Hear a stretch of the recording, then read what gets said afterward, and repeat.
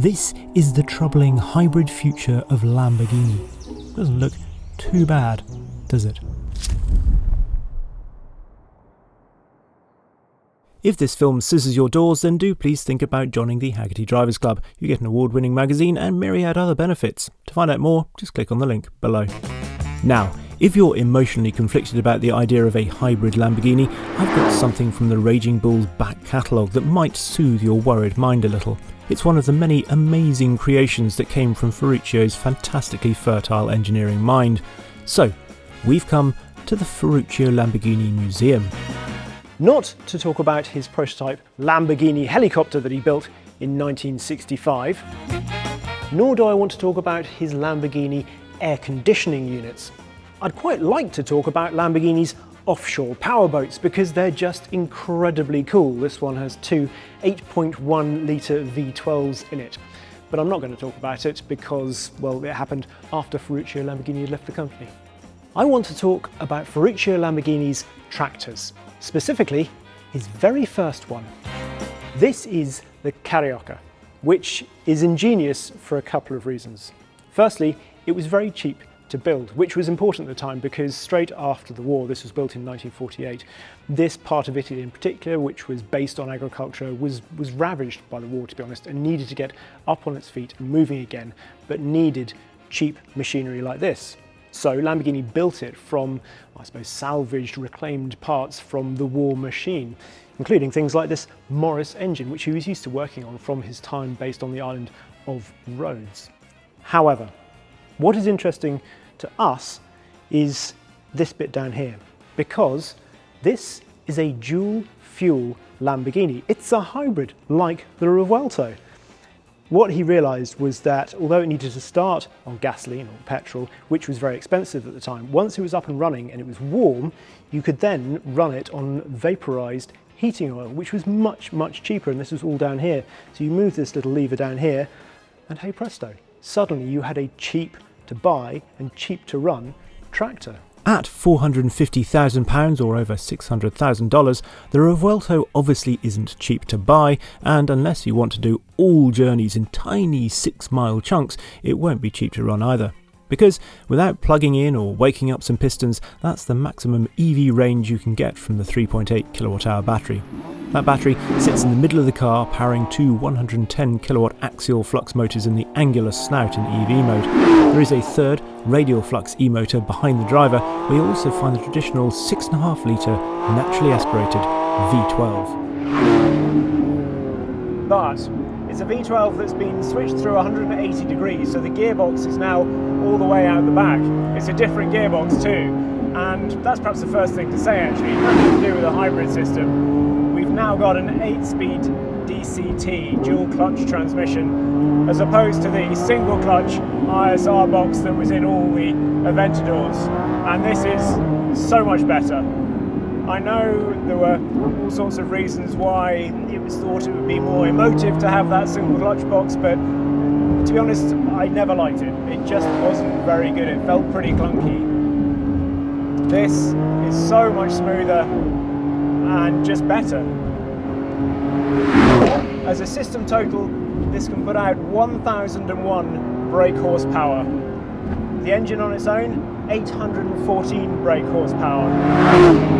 What's more, that engine makes its 814 brake horsepower at over 9,000 RPM. 9,250 RPM to be precise, with a limiter at 9.5. It also produces 535 pounds-feet of torque at 6,750 RPM. And I love that it lives al fresco, its cam covers nestled in a carbon valley that you look down every time you glance in the mirror. So how does the Revuelto sound? Well, pretty quiet if you're in EV mode, fairly obviously, but if you switch to Strada, then you get the lovely theatrics of it waking up. However, then if you drive around in hybrid, which is what it principally do in Strada, or in fact Sport as well, the noise is interesting, but not exactly spine-tingling most of the time. At sort of normal speeds, pottering around, there's a sort of bit of whine, almost like it's got a supercharger on it, but you don't get much of the V12. In order to do that, you really need to go to Sport, pop it into Performance, and then get stuck in.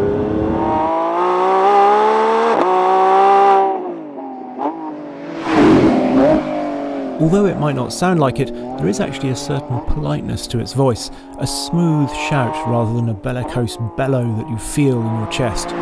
Certainly there's room for an SV or an SVR.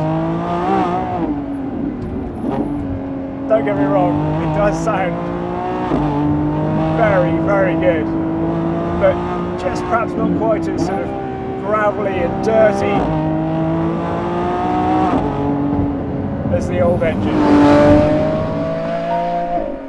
Perhaps a slightly cleaner, greener sounding engine was the aim for this hybrid era, but that would be like a vegan cantina to coal mine, wouldn't it? I've never really thought of Lamborghini as particularly eco-conscious, not very verde and virtuous, not very caring for the planet. I cannot imagine why, given the sort of cars that they produce. But actually, they do seem to care a little bit more than I thought. This hybrid, you might think, is just hopping on the bandwagon, hashtag trending. We're doing it because we have to. But actually, the factory in Sant'Agata has been carbon neutral since 2015, nearly a decade. They use renewable gas and solar energy for it. They have planted 10,000 oak trees for a local park. And they have an apiary, which is beekeeping to you and me, not a home for retired orangutans. So, whilst producing a hybrid, no, it's not something that's really going to save the planet, Lamborghini is doing a little bit more than I first thought. Maybe they're also allowed to claim carbon offset from the chassis, front subframe and most of the bodywork on the Revuelto, which is all made of carbon fibre of one sort or another. I jest. At the end of the day, this still remains a Lamborghini that is more concerned with 0 to 62 than CO2. The performance is stunning. It's just incredible. 0 to 62 in 2.5 seconds, top speed 270 miles an hour, but it's the response. Because you've got the electric motors, there's just so much response. It's like that naturally aspirated feel, but on steroids, because you don't have to be high up in the rev range to get the really sharp responses there all the time. The only slightly curious thing, perhaps something that I miss a bit, is that you don't get much of a crescendo. It's so linear now. Yes, the sound changes, but because you've got the initial punch, it's not as though you've got a sort of a real crescendo, a build in the power curve. It is so accessible though.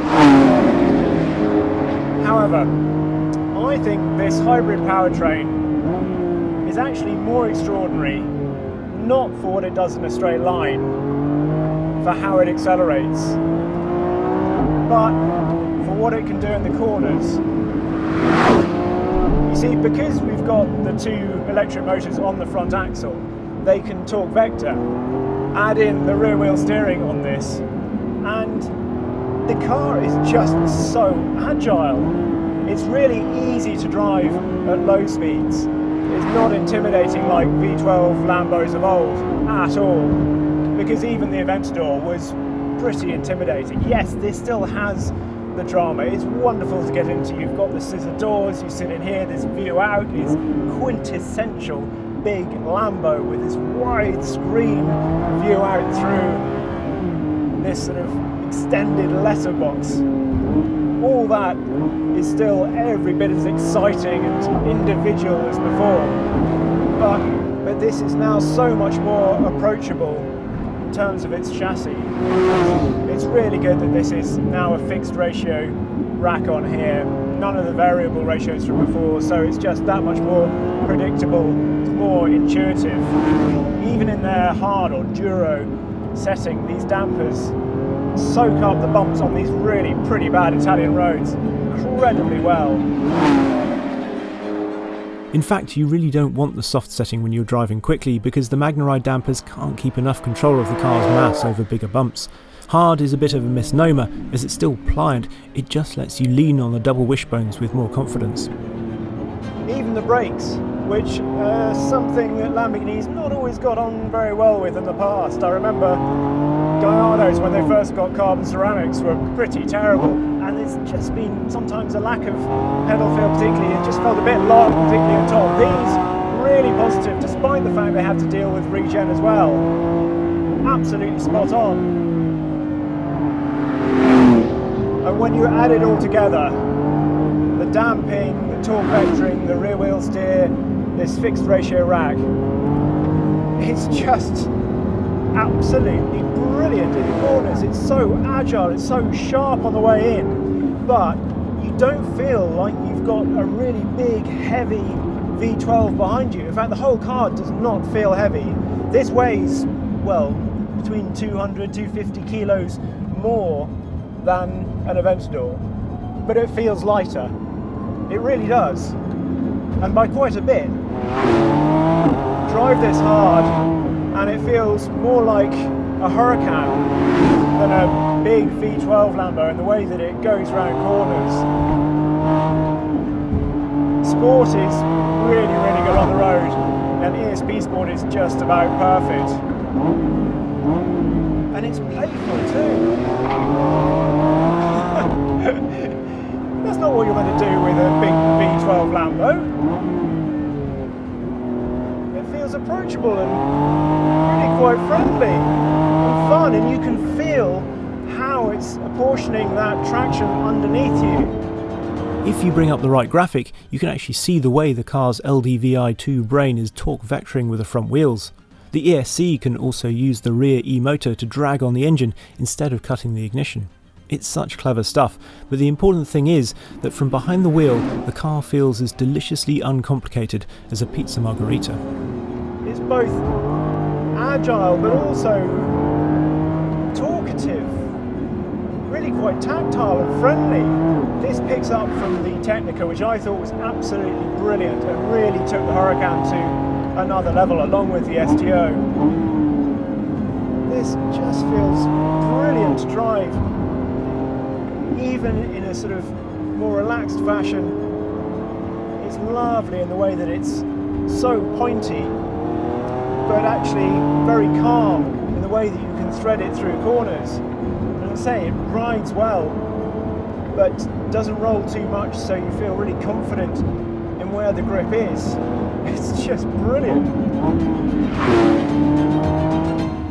It's harmonious, all the components come together, no flies in the handling ointment or swarf in the dynamic sump. Even the seats feel better than before. Talking of which, the interior of this, I think, is a mixture of the very recognisable Lamborghini with a few nods to other manufacturers, and I also think it's missing one button. Recognisable Lamborghini bits, well, we've obviously got the bombs away, sort of cover here for the start and stop button, love that, and also the caged toggle switches here for everything from, well, fuel there to windows down here. Also this, which is for reverse, which seems like a bit of whimsy but actually works very well. Obviously the big distinctive paddles behind the wheel as well, still fixed, which I personally rather like. Down here on the wheel, well, we've got a nod to sort of Ferrari, I suppose, with all the buttons here, but Lamborghini's been doing it for a while as well, things like the indicators here. But I think it's very Porsche GT3 RS, the way we've got these switches here, which up here you've got the different modes, so City, Strada, Sport, Corsa and ESC off, which you toggle between like that. Down here, dampers, soft and hard, and then in the middle, nose lift, which is very good. I think having a button that you can go straight to for that, pretty important with a car that rides as low as this. Up here, well, you go through your different EV modes, so hybrid, recharge, and then performance if you're in Sport or Corsa. Down here, you've got the aero one as well, and you can put the wing up if you like showing off and ruining the lines of the car. On the back of this as well, you've also got some other buttons, 10 in fact, which control the screens there, and although it seems pretty confusing to start with, they work pretty well and is much better than having sort of haptics here or something.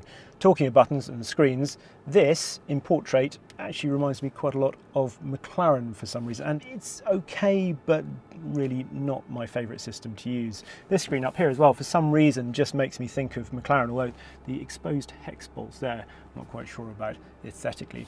The other screen over there also very Ferrari. However, the button that it's missing. When you go through villages, particularly in Italy it seems, they always want you to rev the engine. And because you haven't got a clutch pedal to be able to sort of dip that and just give it a quick blip, I think there should be a button on the steering wheel for when you're going through a village and a load of people go, give it some revs, and you just press it. Vroom, vroom. That'd be brilliant. That's what Lamborghini needs. The trouble is, you'd have to vet customers, devise a whole new driving exam to check they knew when it was actually appropriate to use. Because this is a car that can be driven quietly and easily, and at times that should probably be embraced. Traditionalists will scoff and say V12 Lamborghinis should be permanently intimidating and scary and loud, even at 30 miles an hour, free chest wigs all round, ban reversing cameras, sit on the sill. But as long as the visceral highs remain, is it such a bad thing if they can be combined with some more undemanding, calm miles? You could say it's a car of contrasting flavours, like walking into the gelateria and getting chocolate ice cream and strawberry sorbet. It's worth trying sometime. But I think it's more than that. It got me thinking about the Japanese philosophy of ma, which is, well, sort of the idea of negative space. It's the pauses in conversation, the silences in a piece of music that give the whole thing framework. And so it is with this. Because whilst driving around town in EV mode, it perhaps isn't the most interesting thing. It's not the thing we're going to fill a film with. But actually, those silences serve to contrast with the V12 and heighten it, and perhaps make you look forward to it a little bit more. And those moments really are to be relished. If this is Lamborghini and hybrids, I am here for it. On days like these.